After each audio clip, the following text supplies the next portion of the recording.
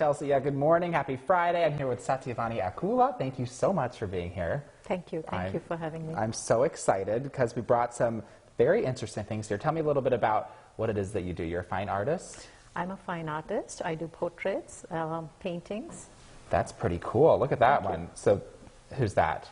That's Raquel. Raquel. She is actually modeling for me for my course. So. Oh, neat. And then this one's awesome too. So we have portraits, and then we have so many more too over there that we're going to get through. So, and again, you're no stranger to 18 News. You've been on before, but I'm excited to really dive in and get to know how you got in here, because you have a engineering background too, which I do. You know, that's really neat how we got into it. So again, all of our backgrounds changed. Mine's meteorology, so. There you go. We all changed, right? And now this is what I'm doing. Yeah. So again, too young. We have to decide too young what we are taking. I know, exactly. So I'm so excited to get into this. Stay with us. Again, we're going to have more with Satyavani coming up through 7. So stay with us on Mornings in Corning. All right, Bonnie, thank you so much again for being here. And I want to know a little bit about what brought you to this area. You were telling me how beautiful it is, but the job brought you, correct? Tell me a little bit about that. Yes, Corning. Corning Incorporated. What did you do before you became an artist? I was a software engineer. I was an Oracle database administrator. Oh my goodness. And then we share kind of the same roots from Virginia there. So, yes, yeah, absolutely. Exactly. Okay, so then you made that switch to art. How long ago? More than a decade. I think 13 years now. And it wasn't a on-off switch, right? It took some time to make that transition? Yes, it did. I think Tom actually kind of, I painted with him every Friday. We used to paint models live. And when I saw him, he was the first artist who was successful that I saw. The guy in the picture here, right? The guy in the picture, Tom Bickner, yeah. And so he kind of lit the match for my... For you? Yeah, for me. And I always painted though, but I never saw it as a profession. I never thought I could spend my whole time having fun doing painting. So. And now you're over 10 years doing it as a over profession. 10 years. That's amazing. All right, well, I can't wait to learn more about it and learn more about Tom here and some more of where you get your inspiration from. So again, we have more with Satyavani coming up, so stay with us. More Good Mornings in Corning. All right, Satyavani, so I want to keep going on with the inspiration because we were kind of talking and we both gain it. I don't do it with the art, but I love the area, and you said you would just stop and look at the area, what all this area, the Southern Tier has to offer. Tell me a little about what else you gain your inspiration from. A lot of things. I mean, nature, of course, but like how light hits something, and then suddenly you're like, wow, this looks beautiful. Or colors. I remember that my daughter had this little purse. It was pink and gray, and I looked at that and I thought, that's so beautiful. Maybe I can paint like pink flowers against a gray background. And I did that. Yeah, so just, regular things in life, look at that combination of blue. Even here, look at these colors. Our little rainbow logo there, yeah. We love a rainbow here. We love our rainbows, yeah. Well, that's really neat. So that's where you get it from. And again, nature is what really gets to me, and animals obviously is art from some. Yeah, and also, artists, previous artists. I love Cecilia Bew, John Singer Sargent, and then I am from India originally, so Raja Ravi Verma. And there's also a very regional artist, Bapu, and of course Norman Rockwell. I mean, there are many whose shoulders we stand on as artists. So.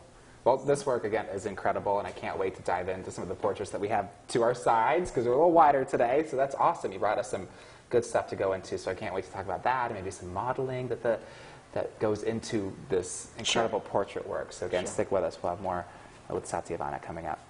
So there's a big, wide range of work that you do. So we have the model, you sketch from a model, you sketch from nature, and then what else do you do? Can you tell me a little bit about that? I actually am a classical Indian dancer. I teach that. Oh. We're not going to talk about it. No, but I want to know because we have a video to show everyone that I wanted to see all that you do, sketching-wise, painting-wise. So tell me a little about your range and what all you really... I do sculptures. I just did an installation for the Civic Center. Oh, wow. That was coming out of COVID. It was a kite. So But like the sketching, so Yes. so you do it from a model, and you can also do it from a photograph. And you talked a little bit about that Yes. and what the difference is. Yeah, the painting, the drawings, you know, like this is done from a photograph. And that is also done from a photograph, but he modeled for me live. So I did a tiny sketch. It's difficult for people to model for such a long time. Yeah. So at the most, I'll have them model for, have 1 hour with 15 to 20 minute increments. So we'll take a 5-minute gap, 15 minutes, 5-minute gap, 15 minutes, 5-minute gap, so they can relax. Yeah. That would be hard. To Yes. be in one position for the full hour. Yes, that would be very. Even 15 minutes is quite difficult for people. Yeah. My attention span too. Like I totally get that. It's hard. It's hard to stay focused. And I want to talk. But there's a talent to that. Yeah, go ahead. There is. But I want to talk about your daughter is actually in the picture behind you. Yes. So I want to get into that coming up next. So stay with us because we have more with Satyavani Akula all the way for the next half hour through 7. All right, we're talking about your exhibitions now. I want to hear a little bit about inspiration behind that, what it takes to bring together, again, your inspiration, and you were telling me a little bit abstract too, so talk to me about that. Okay. So I've had quite a few solo exhibitions, so I'll just pick one. Okay, yeah, pick one. I also like abstract ideas.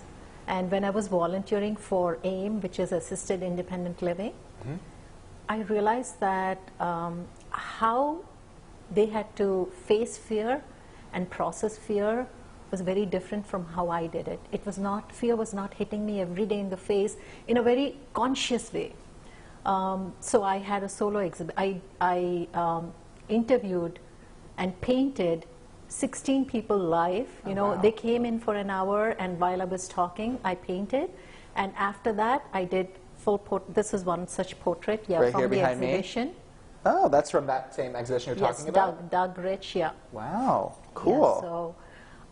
Yeah, so, that was titled Between Fear and Freedom, Yeah, where do you fall? And when was that you did that exhibition? 4 years ago, I think. Or do you have any coming up?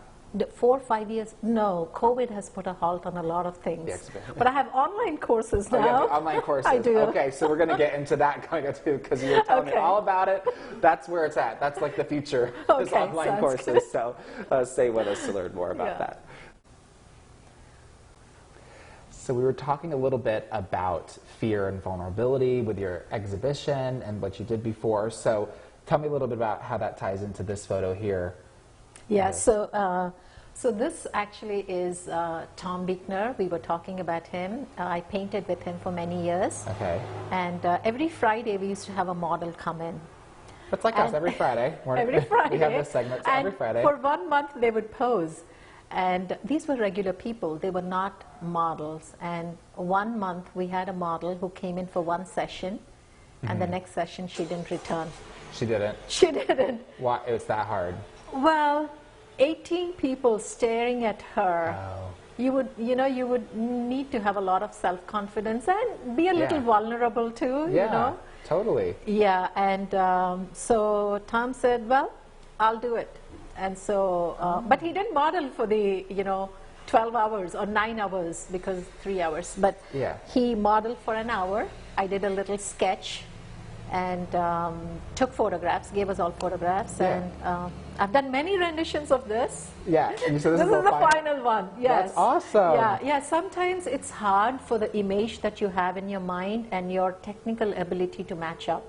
Oh, and I'm self-taught, so it took me a lot of time to do that catching up. That's right, and I want to get into that next, about how you're self-taught, which is amazing, and then how you're helping others too with your courses online. So again, stick with us because we're going to be learning all about that coming up. Thank you. Yes, okay, back with Satyavani. Thank you again. I'm so excited. We're learning a lot, and we're talking again off camera so much too. And something you're an awesome host. Oh, thank you. So, but something that we were just talking about is something positive coming out of negative, which was COVID. Yes. And what came out of that was your URL, your website, right? The Vani Fine Art, which takes you to another thing, which is the online courses. So tell me a little bit about that, because I think that's a positive thing that definitely came out of a negative situation. Sure, yeah. So I did have the website before, but I was teaching locally. I was teaching out of my studio, which I still have in Elmira, on Main Street, but Westwater Street. But anyway. Yeah, Westwater. Yeah. But now it's opened up online.